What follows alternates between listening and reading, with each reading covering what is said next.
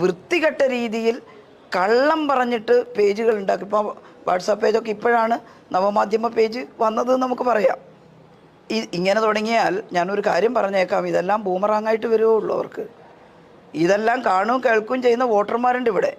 എനിക്കുറപ്പാണ് കോൺഗ്രസ്സിനകത്തുള്ള UDF-നകത്തുള്ള മാന്യതയുള്ള ഒരാളും ഇത് അംഗീകരിക്കില്ല. ഒരാൾക്കും ഇത് അംഗീകരിക്കാൻ പറ്റില്ല. ചിലരെന്നെ ഫോണിൽ വിളിച്ച് പറഞ്ഞിട്ടുണ്ട്, ടീച്ചർ വിഷമിക്കണ്ട, ഞങ്ങൾക്കൊക്കെ അതിലെതിരെ അഭിപ്രായമുണ്ട്, ഇത് ഏത് ഗ്യാങ്ങാണ് ഈ ചെയ്യുന്നത് എന്ന് ചോദിച്ചിട്ടുണ്ട്. പേരൊന്നും ഞാൻ വെളിപ്പെടുത്തുന്നില്ല. ഇനി മുസ്ലിം ലീഗിനകത്ത് എന്താ മാന്യമായിട്ട് ഇടപെടുന്ന പെരുമാറുന്ന ആളുകളില്ലേ? ഇതെവിടുന്ന് കൊണ്ടുവന്നു ഈ സംഘത്തെ? എവിടുന്ന് കൊണ്ടുവന്നവരാണ്? വടകരക്കാരാണെന്നൊന്നും എനിക്ക് അഭിപ്രായമില്ല. ആരെങ്കിലും ഉണ്ടാവാം വടകരയിലുള്ളവരും.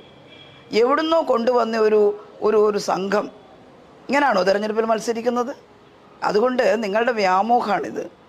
ഇങ്ങനെയെല്ലാം പറഞ്ഞ് എന്നെ കുറേ കരുതേച്ചാൽ എനിക്ക് വോട്ട് ചെയ്യുന്ന ആളുകൾ മാറ്റി ചെയ്യുന്നുള്ളത്.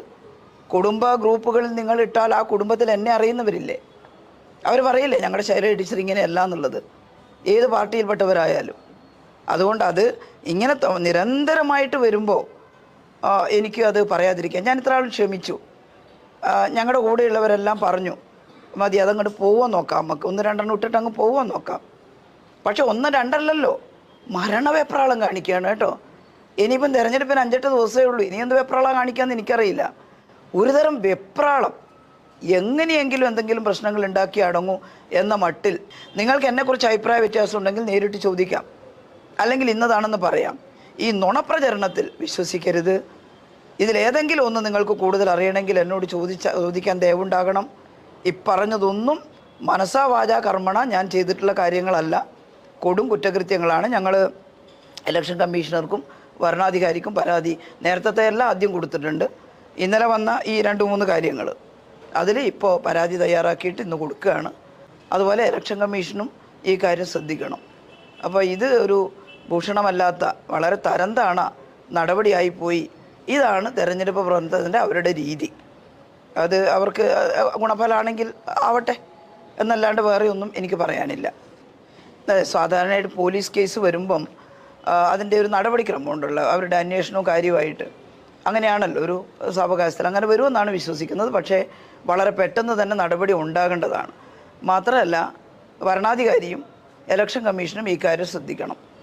ഇത് ഒരു എതിർ സ്ഥാനാർത്ഥിയെ വ്യക്തിഹത്യ ചെയ്യാൻ പാടില്ല എന്ന് ഇലക്ഷൻ മാനുവലിലുണ്ട്. അത് വെച്ചിട്ട് ഇങ്ങനെ ചെയ്തവർക്കെതിരെ ശക്തമായിട്ടൊരു പേജിൻ്റെ പേരൊക്കെ പറയുന്നുണ്ടല്ലോ, അതും ഫേക്കാണോ എന്ന് എനിക്കറിയില്ല. എൻ്റെ വടകര KL18 അല്ലേ എന്ന് പറയുന്ന ഒരു ഇൻസ്റ്റാഗ്രാം പേജുണ്ട്. വേറെ എന്തെല്ലോ പേരുള്ള. പിന്നെ എൻ്റെ പോസ്റ്റിൻ്റെ അടിയിൽ വന്നിട്ട് ശുദ്ധ തെറി എഴുതുക, കേട്ടാലറക്കുന്ന തെറി. പിന്നെ ഞാൻ എന്തെങ്കിലും ഒരു പോസ്റ്റ് ഇട്ടാൽ എതിരഭിപ്രായം എഴുതാം, അതിനൊന്നും വിരോധമില്ല. നിങ്ങൾ പറയുന്നത് ശരിയല്ല, നിങ്ങൾ അങ്ങനെയാണെന്ന് പറഞ്ഞ് പോസ്റ്റ് ഇടാൻ അവർക്ക് അവകാശമുണ്ട്. പക്ഷേ കേട്ടാലറക്കുന്ന തെറിക്ക് വേണ്ടി ഒരു സംഘത്തെ കൊണ്ടുവന്നിരിക്കുക എവിടുന്നോ. പിന്നെ ഞാനിതിലൊന്നും അതിശയപ്പെടുന്നില്ല കേട്ടോ. ഇത് ഞാൻ പ്രതീക്ഷിച്ചതാണ്, ഇതേ ഉണ്ടാവുള്ളൂ ഇവരിൽ നിന്നുള്ളത്. പക്ഷെ അത് ശരിയാണെന്ന് ഇപ്പോൾ തെളിയിച്ചു. അതാണ് എനിക്ക് പറയാനുള്ളത്.